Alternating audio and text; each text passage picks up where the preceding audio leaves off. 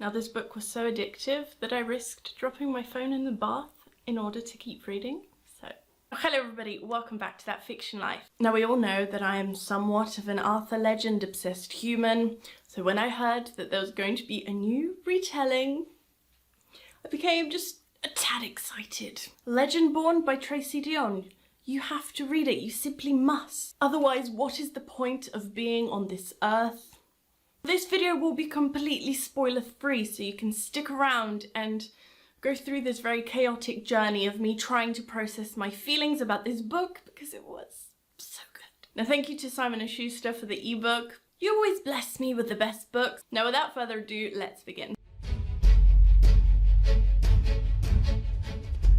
This mug is now a recurring character in my videos, and I think it always goes along with the ones that broke me the most. I'd like to say that a book hasn't broken me to this extent in a long time, but let's be real, we were here just mere weeks ago. I'm on a roll with my reading picks this season. So the main plot follows Bree, who has been accepted for an early admissions program at university. And she becomes involved with a secret society called the Order. Now throughout the book she learns more about her own heritage, what really happened to her late mum, as well as learning how to cope with grief and change.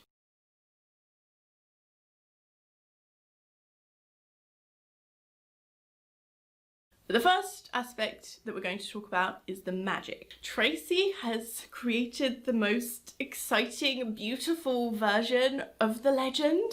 The way the legend is weaved into the story is perfection. The lore and the magic felt so vivid, and the use of powers, it was truly a stunning backdrop. And although this is a contemporary / urban fantasy, it's not high fantasy, but to me it read like that because the locations and the way that the magic was written felt so mystical and atmospheric that I didn't even feel like I was reading a contemporary fantasy. Now, in addition to the Arthur Legend, there is so much extra history and information thrown in, especially to do with Bree's own heritage, and she meets a few characters on her new journey who specialize in these various magical systems that exist outside of the Order's jurisdiction. If you enjoyed A Discovery of Witches by Deborah Harkness, you will revel in the way all this information is portrayed to the reader, because you truly feel like a little bit of a scholar. It didn't even read like a first book. I felt so invested in this world as though I've already read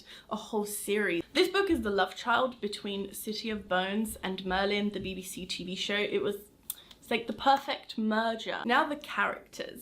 I adored Bree as the protagonist. She gives herself time to reflect and feel things after suppressing her emotions for so long. At the same time, she is determined, and I loved how stubborn she was because, you know, if you've been on my channel for a little while, you know that I'm just here for these characters that cause trouble and kind of don't listen when people tell them to stay away. Now, there's another character that completely stood out to me. That is William, and he is the healer for the Order and the cinnamon roll of the century. But that's not all he is, and you would absolutely die for him. He's so precious, but that he does have those sporadic outbursts of authority. And that's the thing with this whole cast of characters. They're all very layered. They don't fall into one stereotypical personality type. Someone I really want to point out is Alice, and that is Bree's best friend. They are childhood friends. They came to the program together. Now, of course, because Bree has this whole new life, Bree does neglect their relationship a little bit. But that is something I really appreciate because that was called out. Often in books, you have someone who has a whole past life, but as soon as they start their respective book plots and their new adventures, everything in the past is forgotten, and I don't like that. The way their relationship is developed throughout the book, it was perfection. Now there's this other character that if you read the book, you know that this person immediately became my favourite, and that is Cell. Imagine Damon Salvatore as a Merlin with magical abilities, throwing ether magic about, so That's Cell for you. He's the morally ambiguous king of this book. Now, he's not really a king, that's just in my head. But you don't know what his motives are, and that's what makes his character so enigmatic. The dynamic between all these characters is so great to watch. They all really have a pretty fantastic comedic beat. The dialogue was addictive. It was a really hilarious book, and that's what I love. I enjoy sarcasm. Now we have to talk about angst, because this wouldn't be a That Fiction Life video without talking about some of the romance within this book. And let me just read you a scene. Now, based on this scene, I have persuaded, threatened multiple people to read this book. And so I shall read it to you as well, because it's too good. And there's no spoilers, it's just an angsty scene. So Bree is going through some emotions. For some context, let me just be there for you tonight. He reaches his hand into his back pocket and presses a key into my hand. After the bouts, why don't you go upstairs and wait for me in my room? When I get back, we can talk about whatever's going on. Or not talk. Not talk? I lift both brows. Red rushes up to his cheekbones. That's not what I meant, he says hurriedly, then pauses, reconsiders. Unless that's what you meant, the version of not talking that means we're doing other things. I am so done. So, you know, enjoy your emotional downfall. There are so many unexpected relationships that happen throughout the book, and it's between people that you never thought could be in the same room without taking a swipe at each other.